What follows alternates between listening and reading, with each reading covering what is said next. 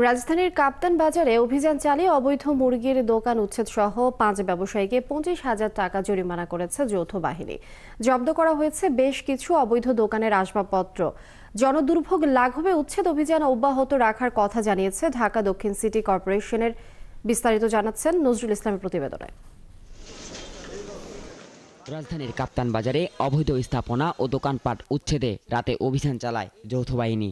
এতে যৌথ বাহিনীর সাথে অংশ নেয় নিরাপদ সড়ক আন্দোলন ও ঢাকা দক্ষিণ সিটি কর্পোরেশন। কাপ্তান বাজার মোড় থেকে জয়কালী মন্দির পর্যন্ত 3 ঘন্টার অভিযানে বেশ কিছু অবৈধ মুরগির দোকানের আসবাবপত্র জব্দ করা হয়। আমরা এই বিষয়টা নিয়ে এমনভাবে অবগত না।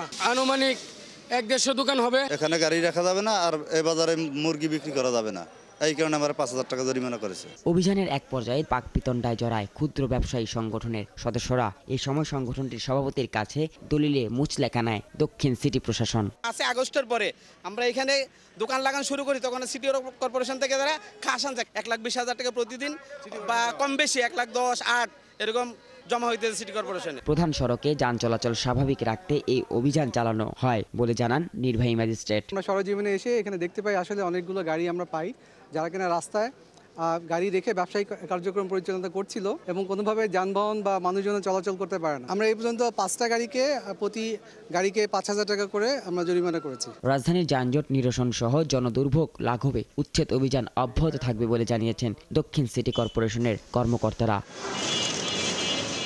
নজরুল ইসলাম, 71, ঢাকা।